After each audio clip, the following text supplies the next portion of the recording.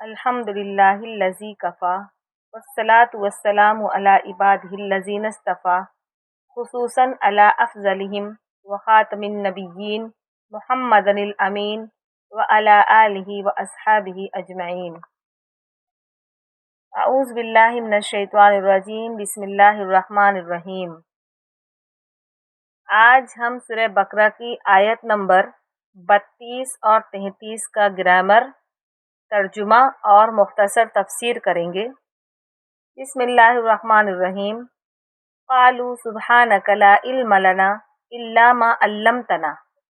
انہوں نے کہا پاک ہے تو، لا علم لنا، ہمیں کوئی علم نہیں ہے مگر جتنا تو نے ہم کو سکھایا۔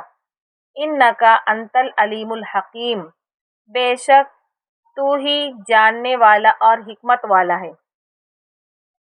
قالوا فعل ماضی جمع مذکر غائب، سبحانکا مضاف مضاف الیہ، لا نفی جنس کے لیے، علم لا کا اسم، لنا جار مجرور ہو کر لا کی خبر، لا اپنے اسم اور خبر کے ساتھ مل کر جملہ نافیہ خبریہ ہوا، الا حرف استثناء، ما موصولہ، علمتا فعل ماضی واحد مذکر حاضر، نا ضمیر مفعول، انا حرف ناصب،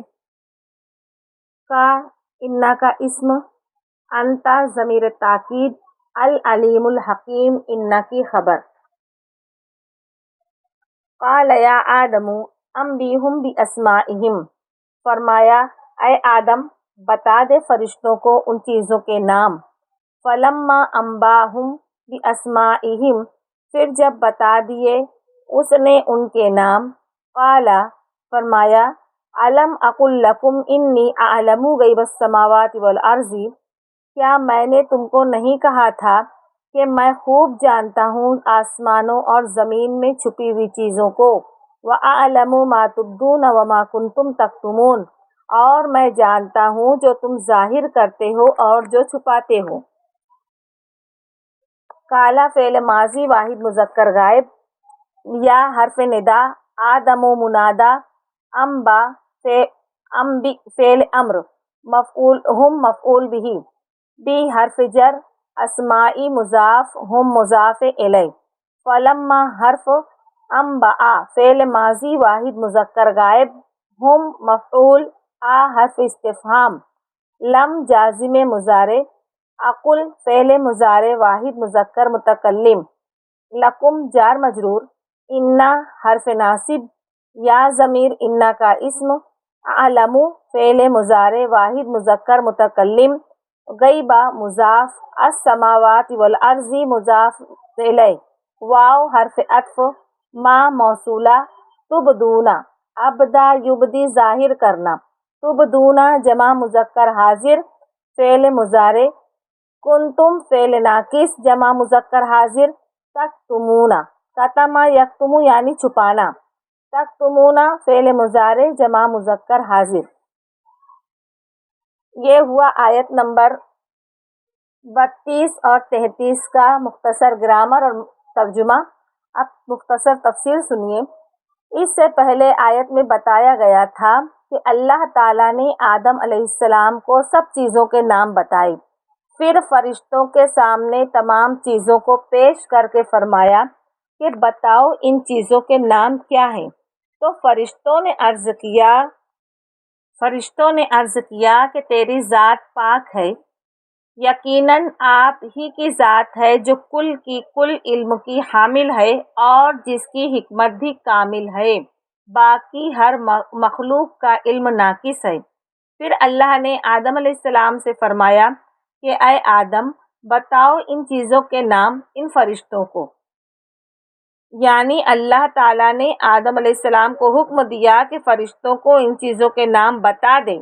اس سے یہ معلوم ہوتا ہے کہ اللہ تعالیٰ نے آدم علیہ السلام کو معلم کا درجہ دیا تھا۔ اللہ تعالیٰ چاہتے تو خود ہی فرشتوں کو بتا دیتے، اور فرشتوں کو اس وقت طالب علم کا درجہ دیا گیا تھا، جس سے آدم علیہ السلام کی فضیلت اور فوقیت یعنی بڑائی کو ظاہر کیا گیا ہے۔ اس سے یہ بھی معلوم ہوا کہ فرشتوں کے علوم میں بھی کمی اور زیادتی ہو سکتی ہے، کیونکہ جس چیز کا ان کو علم نہیں تھا، آدم علیہ السلام کے ذریعے ان کو ان چیزوں کا علم دیا گیا۔ تو جب انہوں نے فرشتوں کو ان چیزوں کے نام بتا دیے تو اللہ تعالیٰ نے فرمایا الم اقل لکم، کیا میں نے تم سے نہیں کہا تھا کہ میں زمین اور آسمانوں کی سب پوشیدہ چیزوں کے بارے میں جانتا ہوں، جو تمہاری نگاہوں سے بھی اوجھل ہے وہ بھی جانتا ہوں، ما تبدون وما کنتم وما تکتمون، جو تم ظاہر کر رہے تھے اور جس کو چھپا رہے تھے۔ چھپانے والی بات یہ تھی کہ ان فرشتوں کی خواہش یہ تھی کہ خلافت ہمیں ملے، ہم ہر وقت اللہ کی حمد و ثنا میں مشغول رہتے ہیں، جو حکم ملتا ہے بجا لاتے ہیں، تو خلافت کسی اور مخلوق کو کیوں ملے؟ اس کے بعد اب آگے تیسری مخلوق کا بھی ذکر آئے گا۔ 3 خاص مخلوقات ہیں اللہ کی جو صاحب شعور ہیں، یعنی عقل اور شعور رکھتے ہیں، جن میں میں یعنی انا کا شعور زیادہ ہے، انا کی سمجھ زیادہ ہے۔ پہلی تو ملائکہ ہیں، فرشتے، ان کی تخلیق نور سے ہوئی، وہ نور سے بنے ہوئے ہیں۔ دوسرا انسان ہے جن کی تخلیق گارے سے ہوئی، مٹی سے بنی، مٹی میں پانی ملایا گیا اور گارے سے ان کی تخلیق ہوئی۔ تیسری مخلوق جنات ہیں جن کی تخلیق آگ سے ہوتی ہے۔ باقی حیوانات بھی اللہ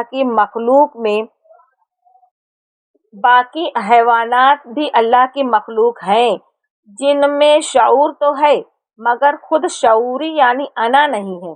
جیسے مثال کے طور پر انسان دیکھتا ہے تو یہ اس کو معلوم ہے کہ میں دیکھ رہا ہوں، جانور دیکھتے ہیں تو ان کو یہ نہیں سمجھتا کہ میں دیکھ رہا ہوں، ان میں کا غرور نہیں ہے۔ یہ غرور نوری مخلوق یعنی فرشتوں اور ناری مخلوق یعنی جناتوں میں، اور مٹی اور پانی سے مل کر جو گارے سے بنائی گئی ہے وہ مخلوق یعنی انسانوں میں شعور میں آیا ہے۔ میں یعنی انا کا شعور زیادہ ہے، ان میں انا کا شعور ان تینوں مخلوق میں زیادہ ہے۔ اس میں آدم علیہ السلام کی فضیلت فرشتوں پر ظاہر ہو چکی، اور دلائل سے یہ بات بھی ثابت ہو گئی کہ صلاحیت خلافت کے لیے جن علوم کی ضرورت ہے وہ آدم علیہ السلام میں سب جمع ہیں، اور ملائکہ کو ان میں سے بعض علوم حاصل ہیں، اور جنوں کو تو بہت ہی کم حصہ ان علوم کا حاصل ہے، جیسا کہ بتا دیا گیا ہے اس حیثیت خاص سے کہ ملائکہ اور جن یہ دونوں گروہ کے علوم جامع ہیں، اور ان کا شرف یعنی آدم علیہ السلام کا شرف فرشتوں اور جنوں پر ظاہر ہو گیا۔ اب حق تعالیٰ کو منظور ہوا کہ اس مقدمہ کو معاملہ سے بھی ظاہر فرما دیا جائے، یعنی بتا دیا جائے کہ فرشتوں اور جنوں سے زیادہ اشرف جو مخلوق ہے وہ انسان ہیں، اور ملائکہ اور جنوں سے ان کی کوئی خاص تعظیم کرائی جائے، جس سے یہ ظاہر ہو جائے کہ یہ ان دونوں سے کامل ہیں۔ اس واقعے کو انشاءاللہ ہم اگلے ویڈیو میں سنیں گے۔ السلام علیکم ورحمۃ اللہ وبرکاتہ۔